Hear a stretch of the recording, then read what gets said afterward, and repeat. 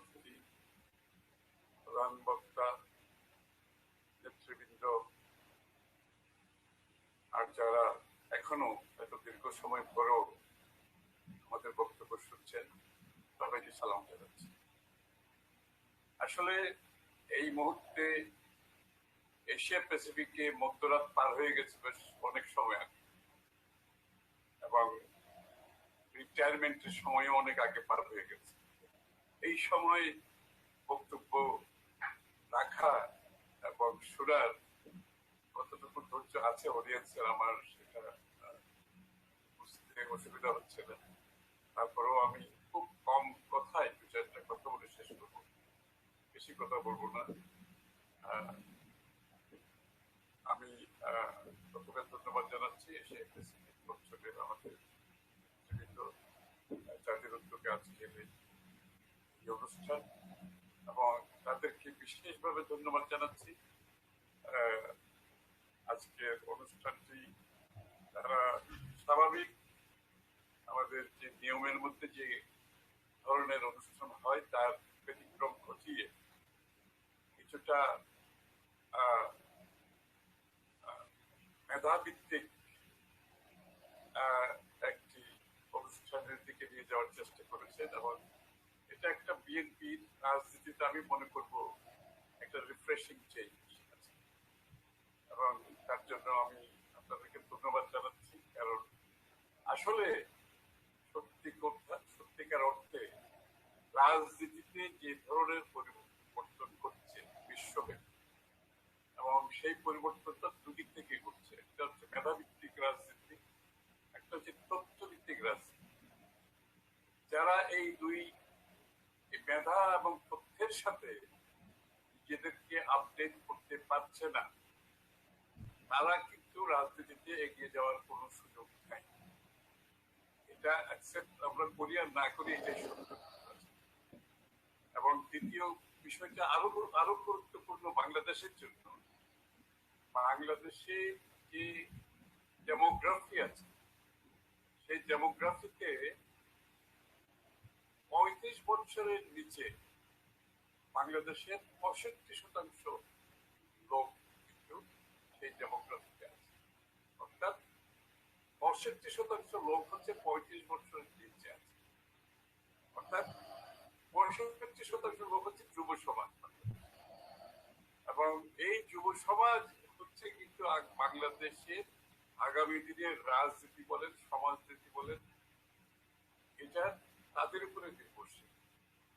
তারা কি চিন্তা করছে, তারা কি ভাবছে, এবং তারা কিন্তু অনেকে বলে যে মিলেনিয়াল জেনারেশন, তারা কিন্তু অনেক বেশি এই তথ্য মেধাতে তাদের এক্সপোজার কিন্তু অনেক বেশি।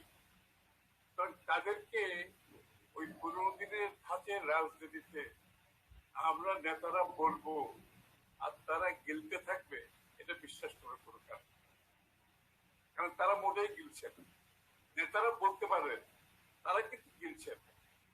এই যে ডেমোগ্রাফি, তারা কিন্তু তথ্য এবং মেধার এক্সপোজার তাদের কিন্তু অনেক বেশি। তারা আমি আজকে এশিয়া প্যাসিফিক নেতৃবৃন্দকে ধন্যবাদ জানাচ্ছি, তারা কিছুটা অনুধাবন করতে পেরেছে, এবং তাদের আজকের অনুষ্ঠানে গুণগত কিছু আমি পরিবর্তন দেখতে পেরেছি। বিশেষ করে তাদের পরিচালনায় এবং তাদের এই যে তথ্যভিত্তিক মেধাভিত্তিক যে অনুষ্ঠানটি পরিচালনা করছে, যেটা বিএনপি রাজনীতিতে একটি, আমি বলবো, একটি গুণগত পরিবর্তন আসছে। এবং আমি বলবো এটা বিশ্বব্যাপী যারা বিএনপি রাজনীতির সাথে সংশ্লিষ্ট, তারা কিছুটা হলেও আজকে এই অনুষ্ঠান থেকে শিক্ষা নেওয়া উচিত। এক নম্বর। 2 নম্বর হচ্ছে, আমি আগেই বলেছি আমি খুব সংক্ষিপ্ত বক্তব্য দেবো, এখন এত রাতে এত বক্তব্য দেওয়ার অবস্থায় আমরা কেউ নেই, শোনার অবস্থায়। দ্বিতীয় বিষয়টি হচ্ছে, আপনারা যে কাজগুলো করেছেন এবং করবেন, এটা কিন্তু জনগণ, এটা হচ্ছে প্রপার টার্গেট গ্রুপের কাছে পৌঁছে দেওয়া হচ্ছে, এটা গুরুত্বপূর্ণ। এবং টার্গেট গ্রুপ কারা? এই টার্গেট গ্রুপ হচ্ছে আপনার এশিয়া প্যাসিফিক সহ বিশ্বের সব জায়গায়, বাংলাদেশ সহ, বিশেষ করে নতুন জেনারেশন, যাদের বয়স আমি আগে বলছি ডেমোগ্রাফিক্যালি যারা 35 বছর নিচে, তাদের কাছে বিশেষভাবে এই তথ্যগুলো পৌঁছে দেওয়ার প্রয়োজন। এক নম্বর। দুই নম্বর হচ্ছে আপনারা যে দেশে যেখানে আছেন, আপনারা জাপান বলেন, মালয়েশিয়া, সিঙ্গাপুর, অস্ট্রেলিয়া, যে যেখানে আছেন, যারা যে দেশে আছেন, সেই দেশে আমাদের বাঙালি পরিবার, বাঙালি সমাজ, যারা ইয়াং জেনারেশন আছে, তারা কিন্তু বাংলাদেশ সম্বন্ধে তাদেরকে আপনাদেরকে জানাতে হবে। বাংলাদেশের স্বাধীনতার ইতিহাস সম্বন্ধে জানাতে হবে, বাংলাদেশের আর্থসামাজিক এবং রাজনৈতিক সম্বন্ধে তাদেরকে আপনাদের জানাতে হবে। তারপর আসছে ওই দেশে যারা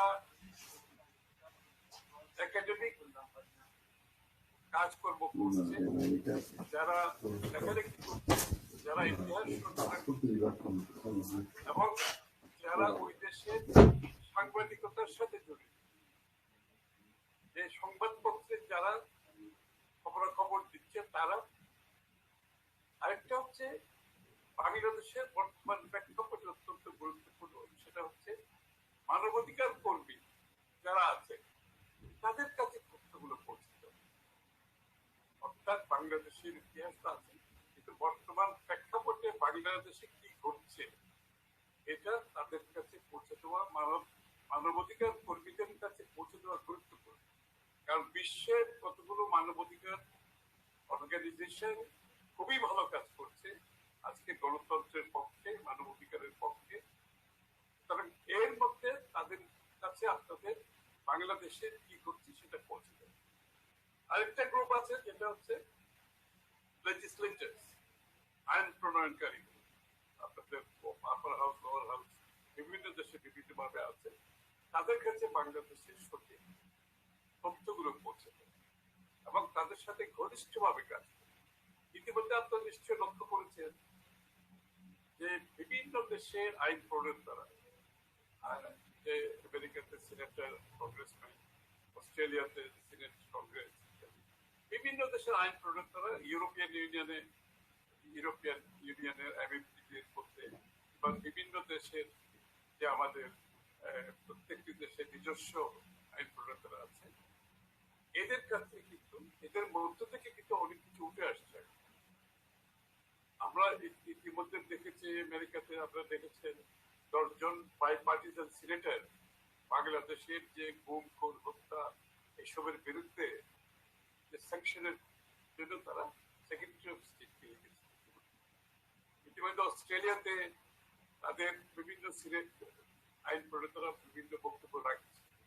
ইউরোপিয়ান ইউনিয়নে এমএপি এবং তাদের নিজস্ব দেশে আইন প্রণেতারা বাংলাদেশের উপর তাদের মন্তব্য রাখছে। এবং অলসো মানবাধিকার কর্মী যারা আছে সংগঠন, তারা কিন্তু বিশেষ নজর বাংলাদেশের প্রতি দিচ্ছে। গুম, খুন, হত্যা, মিথ্যা মামলা, জেল, জুলুম, এগুলোর বিরুদ্ধে তারা কিন্তু বিশদভাবে বাংলাদেশের উপর ফোকাস করছে। তারা, আমি আপনাদেরকে অনুরোধ করব, আপনারা এই টার্গেট গ্রুপগুলোকে মাথায় রেখে যে মেধাভিত্তিক, তথ্যভিত্তিক যে রাজনীতির দিকে আমাদেরকে এগোতে হবে, তাহলে বিশ্বে আমরা জনমত সৃষ্টি করতে পারি। এবং বিশ্ব জনমত কিন্তু বাংলাদেশের রাজনীতির জন্য গুরুত্বপূর্ণ। এটাকে বাদ দিয়ে ইন আইসোলেশন কোন দেশের ভিতরে রাজনীতির উপর এখন রাজনীতি চলে না। একদিকে নিজের দেশের যে মানুষের যে ইচ্ছার প্রতিফলন করাতে হবে, অন্যদিকে বিশ্বের যারা, আমি যাদের কথা বললাম, যে টার্গেট গ্রুপগুলোর কথা বললাম, তাদের মাধ্যমে বাংলাদেশের রাজনীতির উপর একটা প্রভাব ফেলার আমাদেরকে চেষ্টা করতে হবে।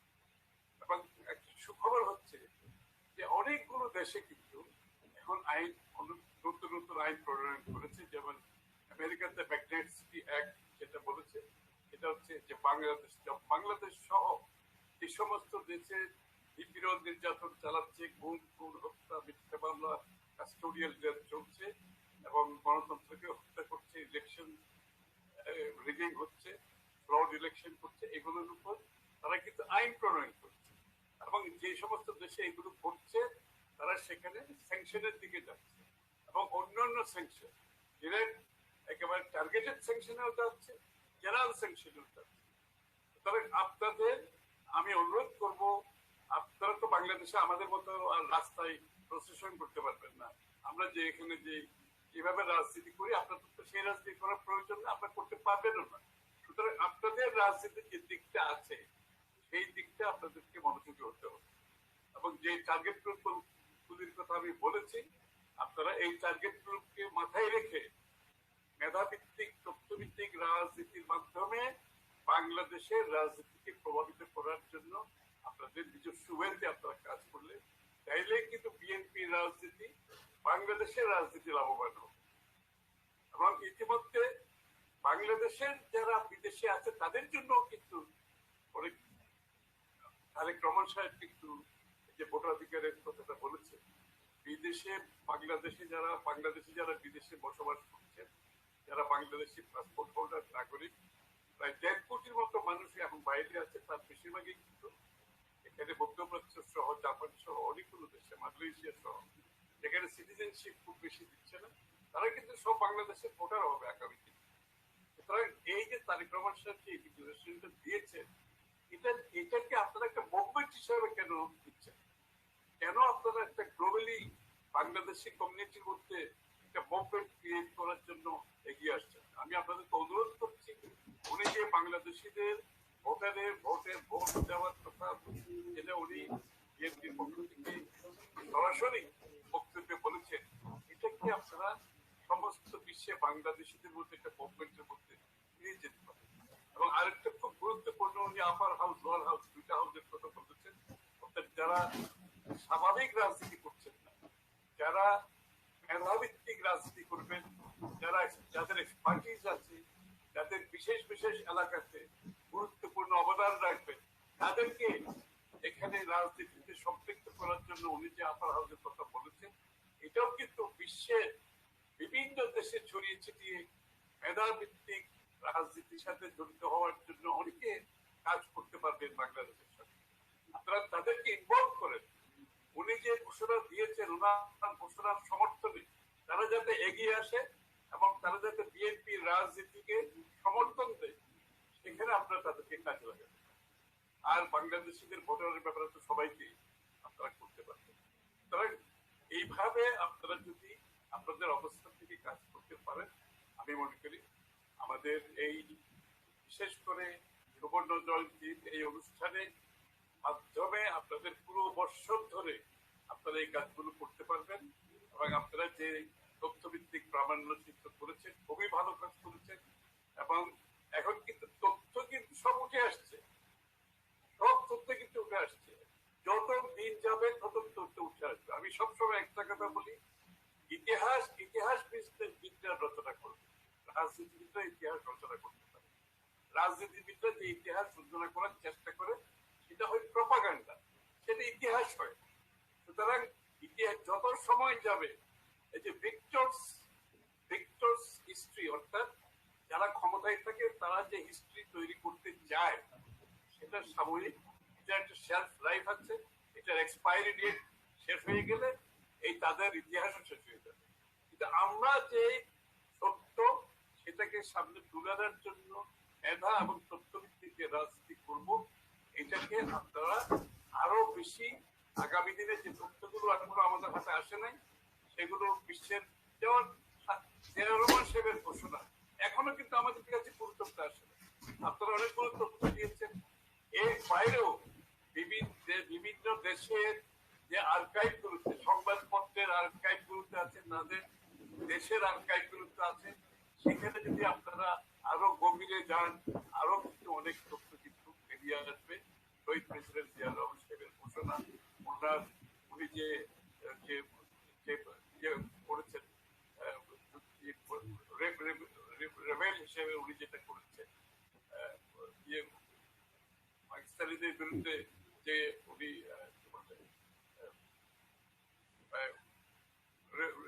রেবেল হিসেবে যিনি কাজ করেছেন, এগুলো কিন্তু অনেকগুলো এখনো এখনো আমরা বের করতে পারি। আপনারা যা বের করেছেন এগুলো অনেক কিছু, এগুলো জনগণের কাছে পৌঁছে দেন এবং টার্গেট গ্রুপের কাছে পৌঁছে দেন। আর যেগুলো বের করতে পারেন নাই এগুলোর জন্য আপনারা রিসার্চারের মাধ্যমে এই কাজগুলো করেন এবং যত বেশি তথ্য, যত বেশি ইনফরমেশন, যত বেশি মেধাভিত্তিক ইতিহাস আমরা সৃষ্টি করতে পারবো, সত্যিকার ইতিহাস সৃষ্টি করতে পারবো, বিএনপি তত বেশি লাভবান হবে। কারণ বাংলাদেশের ইতিহাসে স্বাধীনতা যুদ্ধ বলেন, বাংলাদেশের পরবর্তী বাংলাদেশের উন্নয়ন বলেন, গণতন্ত্র বলেন, মানবাধিকার বলেন, আইনের শাসন বলেন, বিএনপি সব জায়গায় জয়ী হবে। এগুলোকে আমরা আজকে সঠিকভাবে তথ্য উপাত্ত দিয়ে এগিয়ে আসতে হবে এবং ডিসিমিনেট করতে হবে সকলে। আমি শেষ একটা কথা আমার কাছে আমি এই আজকাল তো অনেকগুলো তথ্য প্রত্যেকদিন আসে বিভিন্ন জায়গা থেকে, একটা ওই যে সুপ্রভাতের একটা একটা একটা ওই যে সুপ্রভাত জানিয়েছে, প্রত্যেকদিন আমরা অনেক কিছু পাই, গুড নাইট দিয়ে জানাই। একটা আমি পেয়েছি যেটা এটার সাথে খুবই সঙ্গতিপূর্ণ, ইতিহাস ব্যক্তিত্বের সাথে খুবই সঙ্গতিপূর্ণ। এটা এই মেসেজটা হচ্ছে এরকম: সত্য কখনো দাবি করে না যে আমি সত্য, কিন্তু মিথ্যা সব সময় দাবি করে যে কেবল আমি সত্য। সুতরাং বাংলাদেশে যারা আমি এই সত্য বলে মিথ্যাকে ইতিহাস করে রচনা করছে, করার চেষ্টা করছে, তারা ঠিকই থাকবেন না। বিএনপি, শহীদ প্রেসিডেন্ট জিয়া রহমান, দেশনেত্রী বেগম খালেদা জিয়া, জনাব তারেক রহমান যে ইতিহাস বাংলাদেশ এবং তাদের ইতিহাস, এই সত্য আগামী দিনে টিকে থাকবে। আমাদেরকে এই সত্য নিয়ে এগিয়ে যেতে হবে। সবাইকে ধন্যবাদ।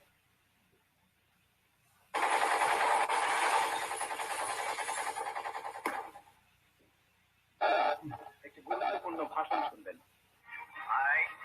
Zia Rahman, 2 year vice chair in the independence of Bangladesh.